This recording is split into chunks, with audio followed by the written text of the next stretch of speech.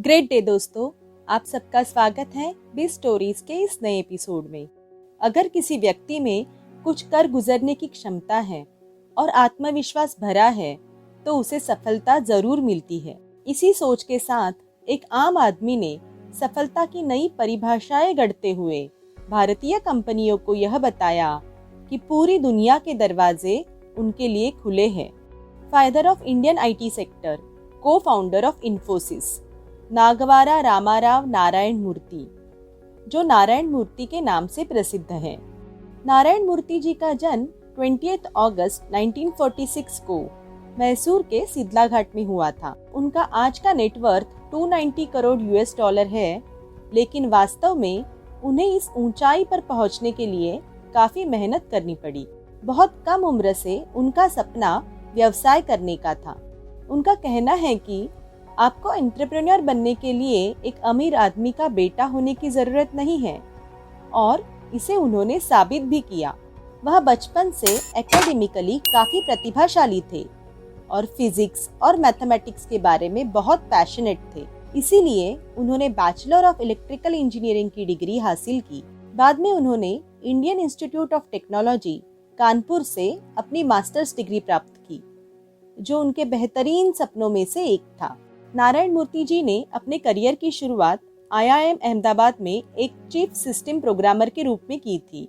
70 के दशक की शुरुआत में उन्होंने अपनी पहली कंपनी सॉफ्ट्रॉनिक्स, एक सॉफ्टवेयर कंसल्टिंग फर्म शुरू की, जो केवल 1.5 साल के भीतर विफल हो गई। अब और कोई चारा नहीं बचा था, इसीलिए उन्हें पुणे में एक जनरल मैनेजर के रूप में पाटनी कंप्यूटर सिस्टम्स में नौकरी करनी पड़ी। लेकिन उन्होंने हार नहीं मानी और नए सिरे से शुरुआत करने का फैसला किया। 1981 में उन्होंने अपने 6 सॉफ्टवेयर इंजीनियर दोस्तों के साथ मिलकर इन्फोसिस नाम की कंपनी शुरू की। आर्थिक चुनौतियां तो थीं, लेकिन उनकी पत्नी सुधा मूर्ति जी ने उनके सपनों का समर्थन किया और कंपनी को शुरू करने के लिए अपनी बचत के 10,000 रुपए दिए। सुधा मूर्ति जी की कहानी अपने आप में एक काफी इंस्पिरेशनल सक्सेस स्टोरी है। उसे आपके लिए लेके जरूर आएंगे। सुधा मूर्ति जी ने आश्वासन भी दिया और नारायण मूर्ति जी को 3 साल का विश्राम दिया, ताकि उन्हें घर और फिनांसेस के बारे में चिंता न करनी पड़े।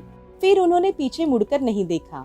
वर्षों के संघर्ष और कई चुनौतीपूर्ण परिस्थितियां थी, लेकिन वह हमेशा यह मानते थे कि इनोवेशन के लिए केवल एक घटक है, और वह है पावर ऑफ ह्यूमन माइंड। वह जानते थे कि इमेज सब कुछ है, और इसीलिए उन्होंने इन्फोसिस के लिए भी एक इमेज बनाने पर काम किया। उन्होंने विशाल और वर्ल्ड क्लास परिसर बनाने में निवेश किया।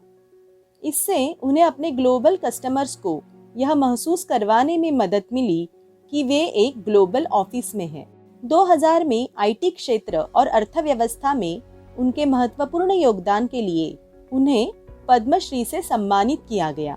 2008 में उन्हें भारत के दूसरे highest civilian award Padma Vibhushan से भी सम्मानित किया गया। 2011 में नारायण मूर्ति जी ने रिटायरमेंट ले ली और कंपनी अशांत समय से गुजरी। कंपनी का प्रदर्शन बिगड़ गया। 1 जून 2013 को नारायण मूर्ति जी एक बार फिर कंपनी लीड करने के लिए रिटायरमेंट से बाहर निकले। 67 इयर्स की उम्र में उन्होंने कंपनी को अपने पैरों पर वापस लाने की चुनौती ली है। वह प्रतिबद्धता और समर्पण का परिचय देती है, और रिटायरमेंट के बाद भी वह कंपनी की बेहतरी के लिए अपना सारा जीवन देने को तैयार थे। आज 74 इयर्स की उम्र में वह अपने अनुभव और ज्ञान को दुनिया के साथ शेयर करते रहते हैं।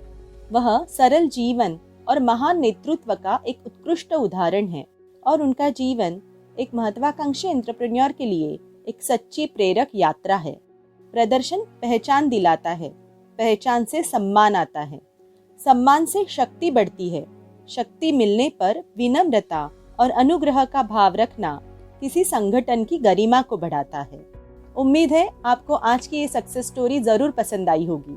अगर आप ऐसी ही सक्सेस स्टोरीज के साथ जुड़े रहना चाहते हैं तो हमारे चैनल को लाइक और सब्सक्राइब जरूर करें। Thank you and stay connected.